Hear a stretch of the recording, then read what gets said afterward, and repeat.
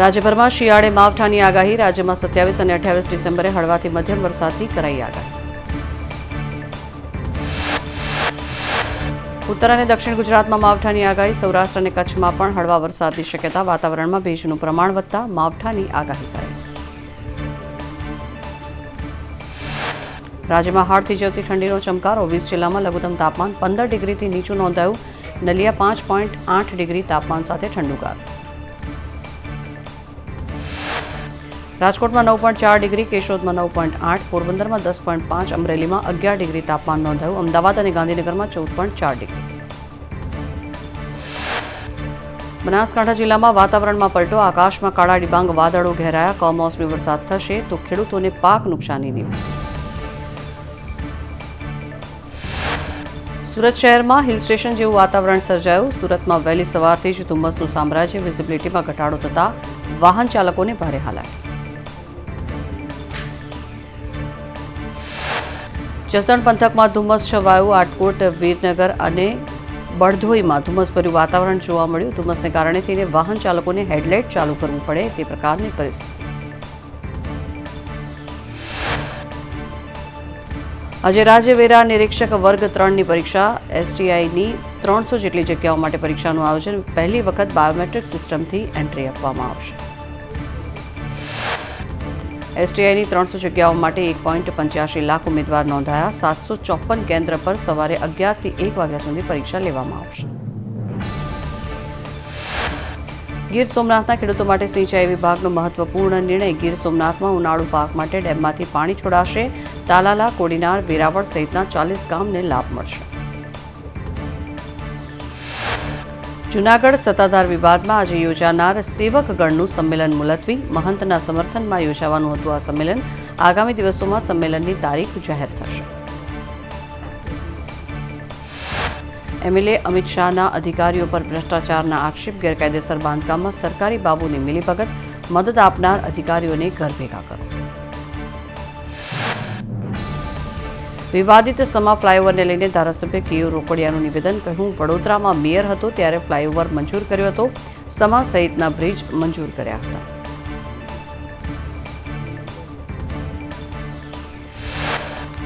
Tax મુદ્દે વેરાવળ પાલિકા તંત્ર આકરા પાણીએ. ટેક્સ ભરપાઈ ન કરતા 10 સરકારી કચેરીને વોરંટ. સરકારી કચેરીઓ પાસેથી 3.65 કરોડથી વધુનું લેણું.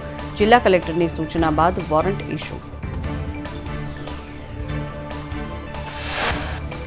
સૌથી વધુ જીએમબી પોર્ટનો ₹1.65 કરોડ ટેક્સ બાકી છે. ટેક્સ પેટે જેટકોના ₹72.41 લાખ બાકી છે. રેલવે સ્ટેશનનો ₹55.24 લાખ ટેક્સ બાકી છે.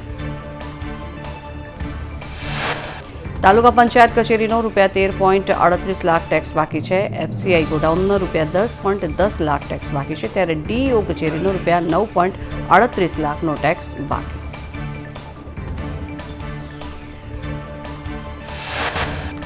ગણેશ જાડેજાની કોર્ટ ટ્રાન્સફરની અરજી સેશન્સ કોર્ટે નામંજૂર કરી. જાડેજાએ અન્ય કોર્ટમાં કેસ ચાલે તેવી અરજી કરી હતી. જાડેજા સામે એનએસયુઆઈ પ્રમુખ સંજય સોલંકીને માર માર્યાની ફરિયાદ. અમદાવાદમાં તંત્રના પાપે શહેરીજનોને ભારે હાલાકી. બાપુનગરમાં ગટરનું પાણી રોડ રસ્તા પર ફરી વળ્યું. ગટરના પાણી રસ્તા પર ફરી વળતા લોકોને ભારે હાલાકી. ગંદકીના કારણે બીમારીઓમાં પણ વધારો થઈ રહ્યો છે. તાપી જિલ્લામાં ધર્માંતરણ મુદ્દે દેવ બિરસા સેનાનો વિરોધ. સેના દ્વારા આદિવાસી વિસ્તારમાં થતા ખ્રિસ્તી સંમેલનનો વિરોધ કરાયો. દેવ બિરસા સેનાના અધ્યક્ષના ઘરે જઈ હાથ પગ કાપી નાખવાની ધમકી અપાઈ. નેવી સપ્તાહની ઉજવણીના ભાગરૂપે જામનગરમાં ઓપન સૌરાષ્ટ્ર હાલ્ફ મેરેથોનનું આયોજન કરવામાં આવ્યું. શહેરના આશરે 2500 થી 3000 જેટલા યુવાઓ તથા નાગરિકોએ ઉત્સાહભેર ભાગ લીધો હતો. સુરેન્દ્રનગરમાં જર્જરિત પાણીની ટાંકી તોડી પાડવામાં આવશે. 60 વર્ષથી વધુ જૂની પાણીની ટાંકી તોડી પડાશે. ટાંકી 20 લાખ લીટર પાણીની ક્ષમતા ધરાવતી હતી.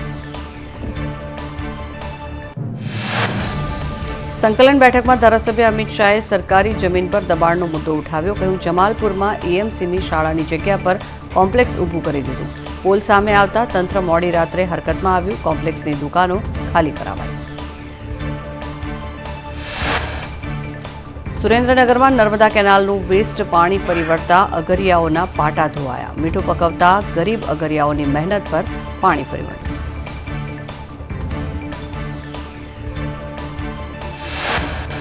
પાલનપુરમાં કાનૂની સલાહ લેવા માટે ગયેલી યુવતી પર દુષ્કર્મ આચરવામાં આવ્યું. બોયફ્રેન્ડ સાથે તકરાર થતાં કાનૂની સલાહ લેવા માટે ગઈ હતી. વકીલે યુવતીને હની ટ્રેપ માટે એક શખ્સ સાથે વાત કરવાનું કહ્યું. યુવતીએ ના પાડી તો વકીલે અન્ય શખ્સને સોંપી દીધી. વકીલ અને તેના આસિસ્ટન્ટે યુવતી પર દુષ્કર્મ આચર્યું.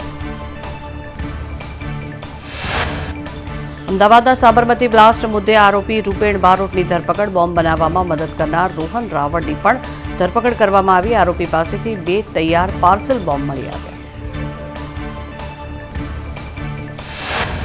અમદાવાદમાં ફતેવાડીમાં જૂથ અથડામણમાં એકનું મોત. ધંધાકીય અદાવતમાં પિતરાઈ ભાઈઓ વચ્ચે બબાલ થઈ. અથડામણમાં એકનું મોત, અન્ય 3 લોકો ઘાયલ.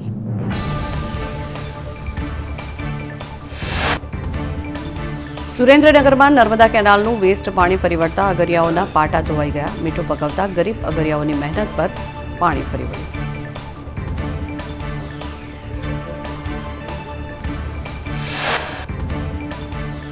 ચોટીલા સાયલા હાઈવે પર ધુમ્મસના કારણે થઈને અકસ્માત સર્જાયો. 16 લોકોને ગંભીર ઈજા પહોંચી. ખાનગી બસ ટ્રક પાછળ ઘૂસી જતા 6 જેટલા લોકો ઘાયલ થયા. અન્ય ખાનગી બસ ટ્રક પાછળ ઘૂસી જતા 6 લોકો ઘાયલ.